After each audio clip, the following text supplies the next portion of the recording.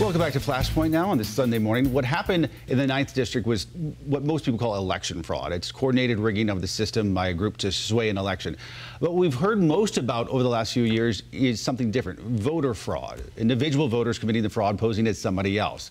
So much so that President Trump started a voter fraud commission to prove his claim that millions voted illegally in the 2016 presidential election.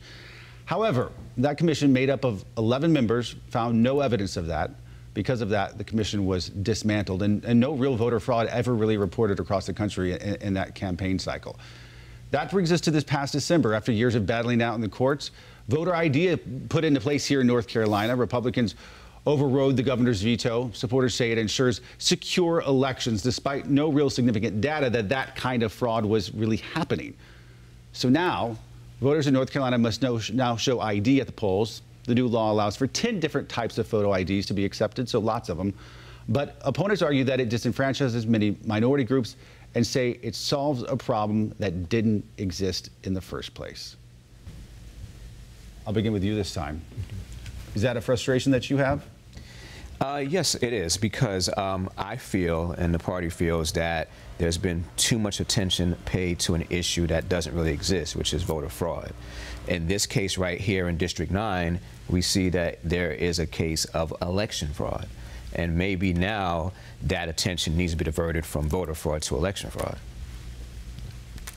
Did you guys focus on the wrong thing? No, I think that the voter ID was important, and we talked about that last time I was here and what was happening. But voter ID deals with what happens on election day or early voting at an electoral site.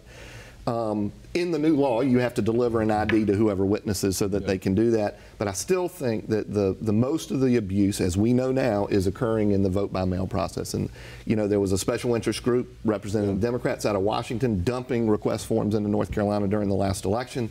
We saw how that process was being abused in the 9th District, and we've got to figure out a way across the aisle to tighten that up. So what is that answer? What should be done? What do I think? Yeah, what do you think? I think that we need to go back to vote-by-mail process was limited to U.S. military overseas, U.S. employees living overseas, the infirm or hospitalized with a doctor's order.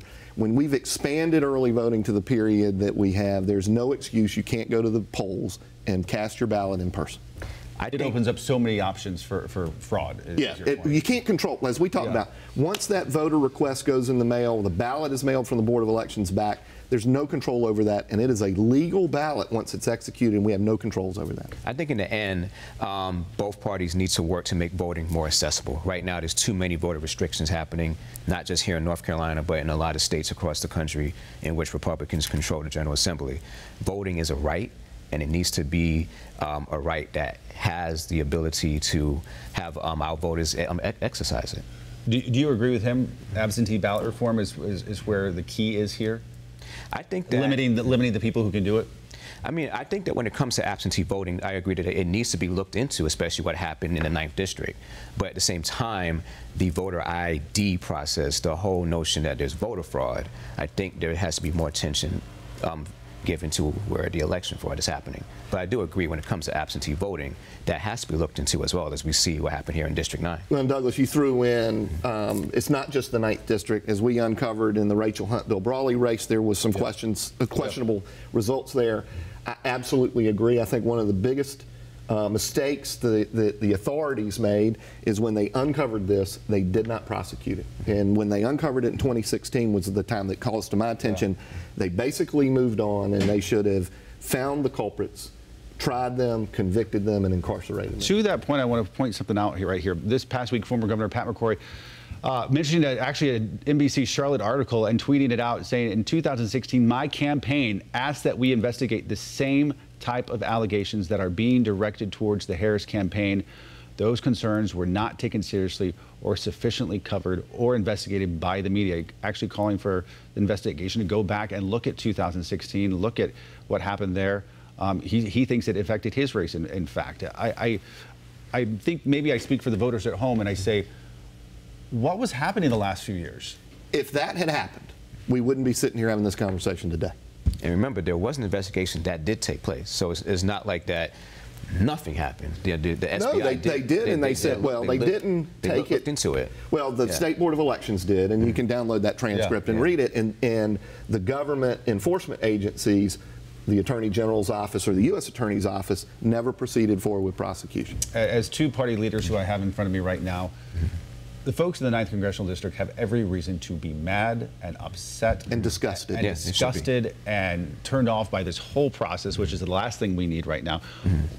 I'll go by each one of you. What is your message to them? As I mentioned earlier, the center held in this process. In a time where institutions of government are being strained, it still showed that democracy works, and that the voters in the 9th District should be pleased to see that there was a unanimous vote by the State Board of Elections to call a new election, to give them a chance to have that right to exercise, which is voting. What's your message to the people of the 9th? Conservative ideals, when implemented, work.